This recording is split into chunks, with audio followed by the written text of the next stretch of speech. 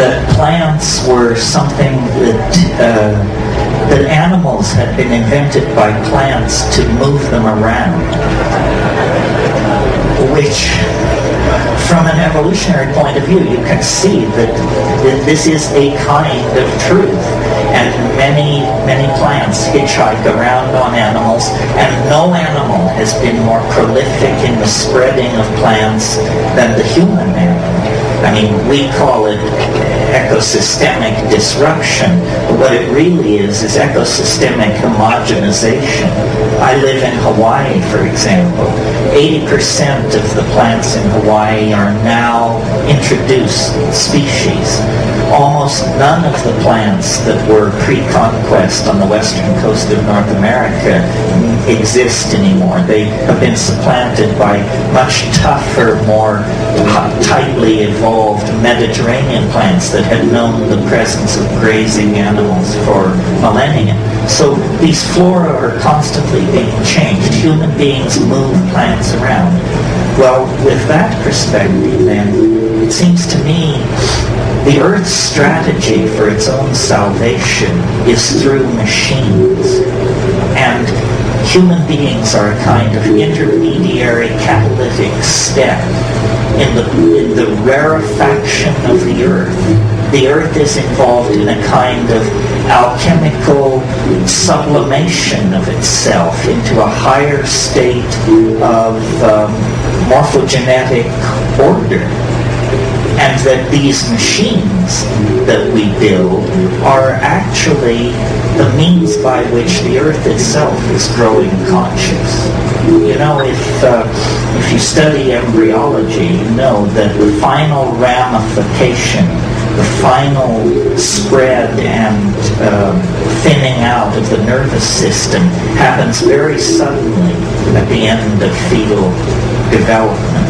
And I don't know if you've been paying attention, but in the last 10, 12 years or so, a very profound change has crept over our household appliances. They've become telepathic.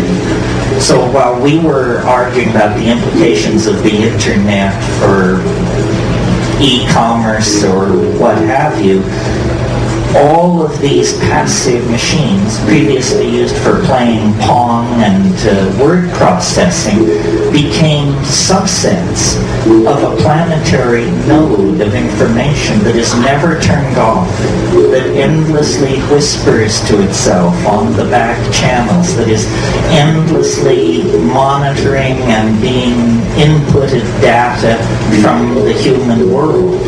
And we should know, because concomitant to the development of all this technology, chaos theory, non-equilibrium thermodynamics, the work of Eric Jantsch, Amelia Prigozhin, and Ralph Abraham, and Stuart Kaufman, all these people who worked in complexity theory and perturbation of large-scale dissipative structures, these people have secured that complex systems spontaneously mutate to higher states of order.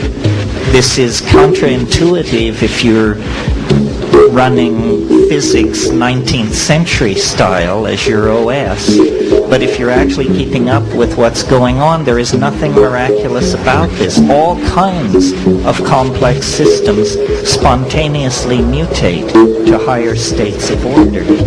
But what it really means is that we are in the process of birthing some kind of strange companion.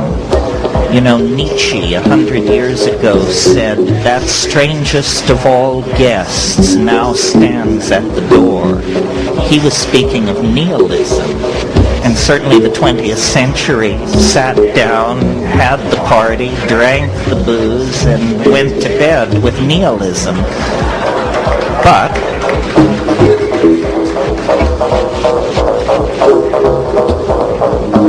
now a stranger guest stands at the door, and it is the AI, denied as a possibility as recently as 10 or 15 years ago in books like Hubert Dreyfus's What Computers Can't Do.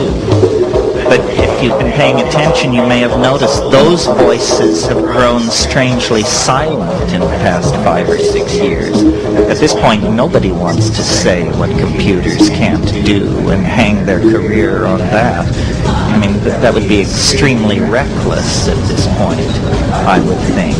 Because the fact is, we are ourselves elements acting and reacting in a system that we cannot understand.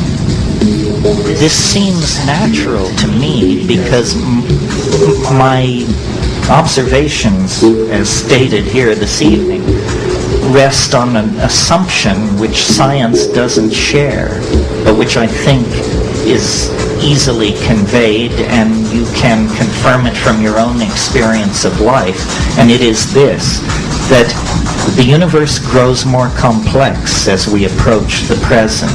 It was simpler 1 million years ago. It was simpler yet 1 billion years ago. As you go backward in time, the universe becomes more simple. As you approach this golden moment, process, complexity is layered upon complexity. Not only a planetary ecosystem, not only language-using cultures, but language-using cultures with high technology, with supercomputers, with the ability to sequence our own genome, on and on and on. That's self-evident. Equally self-evident is the fact that this process of complexification that informs all nature on all levels is visibly, palpably, obviously accelerating. And I don't mean so that glaciers retreat 50% faster or volcanism is occurring at 12% greater rate than 1 million years ago. I mean viscerally accelerating, so that now a human life is more than enough of a window to see the entire global system of relationships in transformation. Well, I guess you could call me an extrapolationist. If I see a process which has been slowly accelerating for 12 billion years, it's hard for me to imagine any force which could step forward out of nowhere and wrench that process in a new direction. Rather, I would assume that this process of exponential acceleration into what I call novelty, what you might call complexity, is a law of being and cannot be retarded or deflected. But what does that mean? Because now a human lifetime is more than enough time to see this process of rampant and spreading virus-like complexity. What does it mean? It seems to presage the absolute annihilation of everything familiar, everything with roots in the past. And I believe that to be true. I think that the planet is like some kind of organism that is seeking morphogenetic transformation, and it's doing it through the expression of intelligence and out of intelligence technology. Human beings are the agent of a new order of being. That's why, though it's obvious that we're higher mammals and some kind of primate and so forth and so on, you can look at us from another point of view and see that we're more like archangels than primates. We have qualities and concerns and anxieties that animals don't share. We are mercurially suspended between two different orders of being, and our technologies, our fetishes, our religions, and my definition of technology is sufficiently broad that it includes even spoken language. All of our technologies demand, push forward toward, and make inevitable their own obsolescence. So we are like caught in an evolutionary cascade. And, people say, well, if the AI were to break loose, what would it look like? What would it be? Where does